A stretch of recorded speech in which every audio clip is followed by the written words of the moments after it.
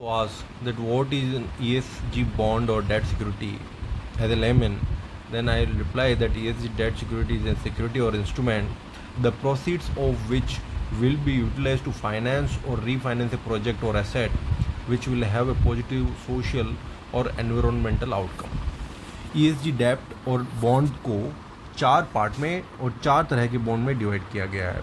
The first one is green bonds, then come social bonds, the third one is sustainable bonds, and the fourth one is sustainability linked bonds.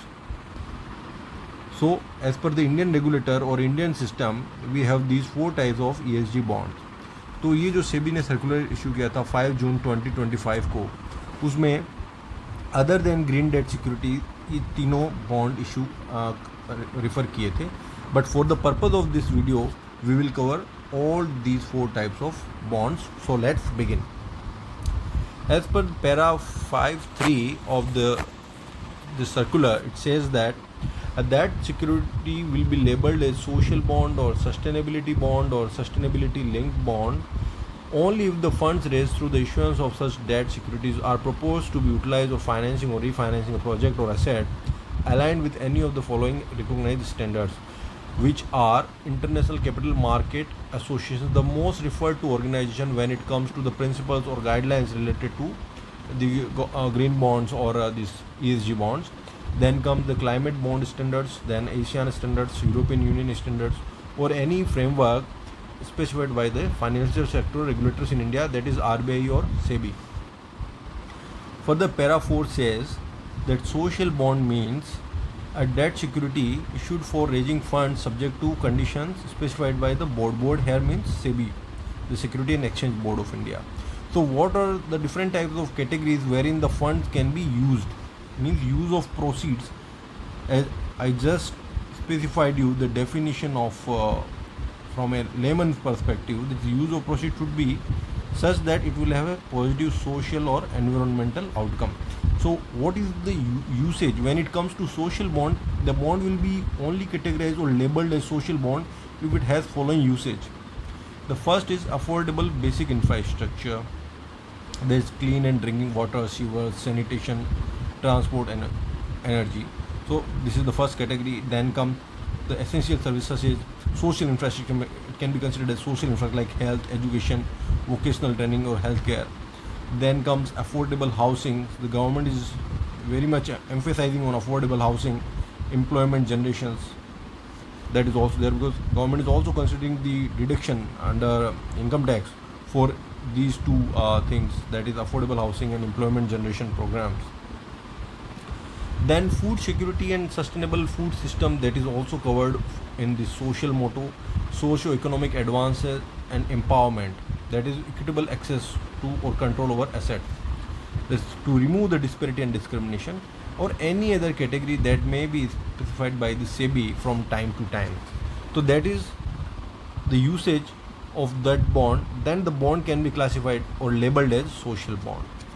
Now coming to the sustainable bond, the definition is given here under that sustainability bond means a debt security issued for raising funds subject to condition as may be specified by SEBI and to finance or refinance or a combination of eligible green projects or social projects. Means there is no such specified usage, but for green bond or social bond, those specified uses, if that can be there in sustainability bond, then it can be legitimately labeled like that. We'll discuss about the green bond in the later part.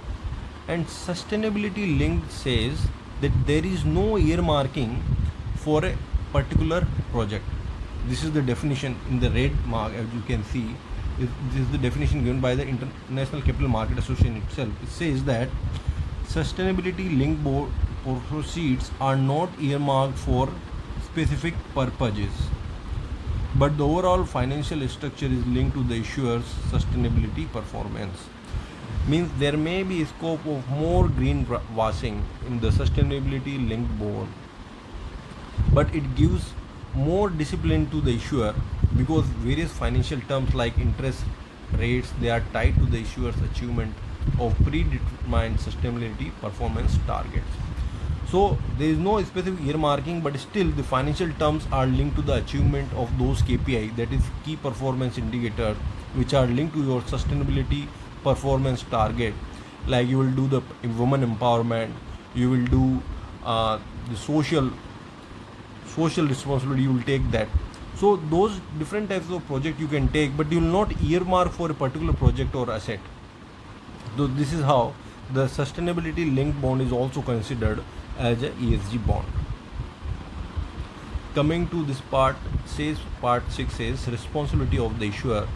It says that issuer of social bond settlement shall maintain a decision making process which it uses to determine the continuing eligibility of the project, so that it can be properly labeled like social, sustainability or sustainability linked, and ensure that all projects and assets funded by the proceeds of social or sustainability bond meet the documented objectives. So the achievement of the document objectives of paramount importance, otherwise it would tantamount to purpose washing. So to avoid this purpose washing, this circular law was specifically issued by SEBI. Now, what are the various measures the risk of purpose washing and not being true to label? So let's discuss them. It says that while raising funds for social or sustainability object, it shall be continuously monitored to check whether the form of operation undertaken is resulting in reduction of the adverse social impact or sustainable impact. Means the impact should be there, and it shall not utilize funds raised through social or sustainability bond for purpose that would not fall under the category of social sustainability, as we discussed in para 5.3 or 5.4.5 above. It shall not use misleading labels, high trade-off or cherry-picking data, and it shall maintain the highest standard associated with the use of social or sustainability bond. It shall qualify the negative externalities associated with the utilization of funds raised through this. It shall not make untrue claims giving false impression of certification by a third party entity. So the onus has been put on the issuer via this circular. One more important topic we need to discuss, that there is a green bond which we are just now going to discuss, and there is a green deposit also. So what is the difference between green bond and green deposit? Is a very asked question these days, though green deposit is regulated by RBI, whereas SEBI regulates green bonds. So green bonds, say if it is issued by a bank, it will not form part of net demand and time liability, whereas green deposit will form part of NDTL, and which will result in maintaining the CRR and SLR. Whereas green bond, it will not tantamount to part of NDTL, so you need not maintain CRR SLR. And it can also be considered as tier 2 capital if it follows the following conditions: that it should be subordinate to other deposits like green deposits or other time deposit, and it should have a minimum maturity period of 5 years and above, and it should absorb losses at the point of non-viability. Means when a financial institution becomes non-viable, then this capital, means green bonds, will be utilized first, then tier 1 capital will be utilized. So this is how it is calculated, or this difference is there. As per the disclosure requirement of social bond, it says that details or system procedure to be employed for tracking the deployment of the proceeds of the issue. Means there should be a proper mechanism to ensure that funds are properly deployed, that the details of the intended types of temporary placement, say if it is not utilized for a particular period of time and parked somewhere else, then the details should be provided for the unallocated or unutilized net proceeds. Details related to the perceived social risk or any negative externality, proposed mitigation plan should also be there. And in case of refinancing, details of existing debt proposed to be refinanced, including the amount outstanding, that has to be there or disclosed. Likewise, the circular also mandate impact reporting. Impact reporting means what has been the impact on the social activities or sustainable activities against which the bonds have been issued, or say the green climate activities. So based on the purpose, the impact should be properly analyzed. The information on a project by project basis pertaining to the reporting of the social impact of the project financed by the social bond, that has to be there, and reporting standards or a taxonomy is followed by the issuer with regard to the reporting of social impact shall be disclosed. An issuer shall appoint an independent third party reviewer or certifier for a social bond for the following, which is post issue management of the use of proceeds and verification of the internal tracking and impact reporting.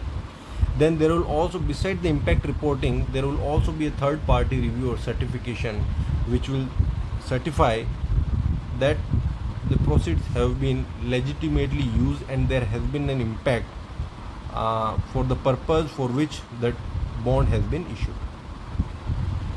So these are the disclosure linked to sustainability linked bonds, which are more related to your key performance indicators and your sustainability performance targets. So let's go to this circular of SEBI, which was issued on 9th of August 2021, which includes the green debt securities. The circular is SEBI issue and listing of non-convertible NCS regulations 2021. So in the definition para, let us first understand what is a debt security. Debt security means non-convertible debt securities with a fixed maturity period, which create or acknowledge indebtedness and include debenture, bonds, or any other security, whether constituting a change on the asset properties or not, but excludes security received, securitized debt instrument, money market instrument regulated by RBI, or bond issued by the government of India or such other bodies and may be specified by the SEBI. Means sovereign green bond if issued by the government of India, these regulation will not be applicable. So this is very important thing, because sovereign green bonds, they are also a type of ESG bond only, but they are not regulated by SEBI because they are exclusively kept out of the purview of the debt security, which are regulated by SEBI here. Now coming to the green debt security part. Green debt security means a debt security issued for raising funds subject to condition, means following usage, and which are renewable and sustainable energy including wind, bioenergy or other source of energy such as clean technology. Then come clean transportation including mass public transport like electronic vehicles, they are there. Then climate change adaptations including efforts to make infrastructure more resilient. Then energy efficiency including efficient and green buildings, sustainable waste management, sustainable land usage including sustainable forestry and agriculture, afforestation, biodiversity conservation. Then pollution prevention and control and other actions related to climate change. Then circular economy adapted products and eco-efficient products. Blue bonds. What are blue bonds? Which comprise of funds raised for sustainable water management including clean water and water recycling, and sustainable maritime sector including sustainable shipping, sustainable fishing, fully traceable sustainable seafood, ocean energy and ocean mapping. Whereas yellow bond means funds raised for solar energy generation and the upstream industries and downstream industries associated with it. And transition bonds, which comprises of funds raised for transitioning to more sustainable form of operation in line with India's intended nationally determined contribution NDCs. Now, what are NDCs? NDCs refer to the climate target determined by India under the Paris Agreement at the Conference of Party COP, that is called COP 21, and Conference of Party 26 of 2021, that is COP 26, as revised from time to time, or any other category as may be specified by the body from time to time. So these are the purpose in which the process of a green debt security should be utilized. Now coming to the framework of sovereign green bonds issued by the government of India himself. Now one point, as we just discussed, that for the sovereign green bond, the SEBI norms will not be applicable because this is more of a debt security which is issued by government of India and has been kept out of the purview of SEBI regulations. So India adopted a nationally determined contribution under the Paris Agreement on a best effort basis. So the NDC target announced in 2015 were what were the major objective? First one is to reduce emission intensity of GDP by 35% by 2030 as compared to 2005 level. Then create an additional carbon sink of 2.5 to 3 billion tons of CO2 equivalent through additional forest and tree cover by 2030, and increase the share of non-fossil fuel-based energy source to 40% of installed electricity capacity by 2030. That is India's target for electronic vehicle also. Now at COP26, India's underlined the need to start one word movement, that is life. Life means lifestyle for environment, urging the mindful and deliberate utilization instead of mindless or destructive consumption of natural resources. That is the crux of sustainability. Even in the finance world, we often use the word sustainable growth rate. What do you mean by sustainable growth rate? It says that without using additional equity or debt, when you use your internal accrual itself for the growth, then that growth will be called sustainable growth. So what does it say? It says that optimum utilization of available resources without involving the additional unit. The Honorable Prime Minister of India in Glasgow in November 21 further enhanced the ambition of addressing climate. These include 5 nectar element Panchamrit of India's climate actions. These are: reach 500 gigawatt non-fossil energy capacity by 2030, then 50% of its energy requirement from renewable energy by 2030, reduction of total projected carbon emission by 1 billion ton from now to 2030, reduction of carbon intensity of the economy by 45% by 2030 over a 2005 level, and then achieving a target of net zero emission by 2070. So these are the Panchamrit of India's climate action plan. Now coming back to the sovereign green bond. So in Union Budget 2013, the budget para which talks about sovereign green bonds is reproduced as a part of government's overall market borrowing in 2020. The sovereign green bond will be issued for mobilizing resources for green infrastructure. The proceeds will be deployed in public sector projects which will help in reducing carbon intensity of the economy. So one more point, whether this is a type of a linked bond, means sustainability linked bond, or it's a use of proceed bond.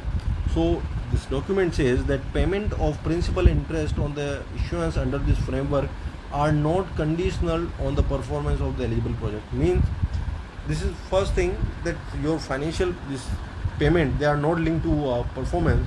So means it's not a linked bond, it's a use of proceed bond. And of course there is an earmarking, and investors in bond issue under this framework do not bear any project related risk. So it's more of a green bond only, it's not a sustainability linked type of bond. Now the International Capital Market Association, as I just stated at the beginning of this video, that this is the most referred to organization when it comes to the guidelines and principles. So it says that there are 4 core components outlined for the green bond principles, which are use of proceeds, then project evaluation and selection, management of proceeds, and reporting. These 4 are the core principal areas. India has also adopted that, and in line with them it has created its internal policies and guidelines so that the usage of sovereign green bond can be optimized. So let's discuss about it. But before that, let's come to the history part. So RBI recently in June 25 itself rejected bids for 30-year sovereign green bond amounted to rupees 5,000 crore, because investor they sought high yield. So high yield, considering the market scenario, but the RBI rejected it in a way that RBI recently cut the repo rate by 50 bps. So contrary to that, yield should have been gone down, but yield has gone up because market is expecting more. But that is not in line with the RBI's mandate. That's why RBI has cut it, and RBI will wait for yield to go down and then it will issue. So the GSEC yield is there, and then some greenium is there. Greenium is for these green bonds. There is an additional spread which investor generally demand or expect from the issuer. So that additional spread is known as greenium. That is again very important point related to green bonds or sovereign green bonds. On the first ever sovereign green bond was auctioned by RBI on 25th of Jan 2013, raising 8,000 crore through a mix of 5-year and 10-year bonds. So, coming to the core components or core principles of the green bonds, the use of proceeds should be in energy efficiency encouragement or carbon emission activities or in promotion of climate resilience or adaptation activities, or which values or improves the natural ecosystem. So as per the sustainable development goal, there are 17 sustainable goals. So this green project is categorized in renewable energy. If it is categorized in that, then what will be the environmental objective and what will be the eligibility criteria that has been defined by the government. Similarly, if it is under the energy efficiency category, if it is under clean transport category, so it has to meet with the eligibility criteria by the government itself to be eligible for a green bond usage. And there are exclusively certain projects which are excluded from the usage. That is like a landfill project or a nuclear power generation or direct waste incineration or alcohol, weapon, tobacco, gaming or such types of other industries, or say hydropower, though it may be a renewable energy, but if it is larger than 25 megawatt, then it will not be considered as a green bond usage. Then there is a project evaluation and selection. There has been a green finance working committee established by the government of India, and this is the composition of GFWC, wherein various ministries they are involved as a member, and then they select various projects. Regarding management of proceeds, these proceeds they are deposited into Consolidated Fund of India and managed by Public Debt Management Cell under Ministry of Finance only. And if there is any unallocated proceed, it will be carried forward to successive years for investment in eligible green project. So all these things they have been broadlined or determined by the government of India, and the reporting is also very important. In the annual report, they will consist the following data related to the proceeds of sovereign green bonds, like information about issuance, allocated proceeds, alignment of the eligible procedures, impact, assumptions. All these things will be there. And one more point, the allocation and utilization of the green bond is under the purview of C and AG. So this is how the second party opinion is also there by CICERO, and post issuance external verification is also there for the sovereign green bond. So in this video I not only covered ESG bond but also the sovereign green bonds which are issued by government of India, and such terms like greenium, what is yellow bond, blue bond, what is the transition bond, what is a sovereign linked bond, social bond, sustainability bond. So you need to know all these terminologies when it comes because these things they come under the purview of finance. Hope this video was a help.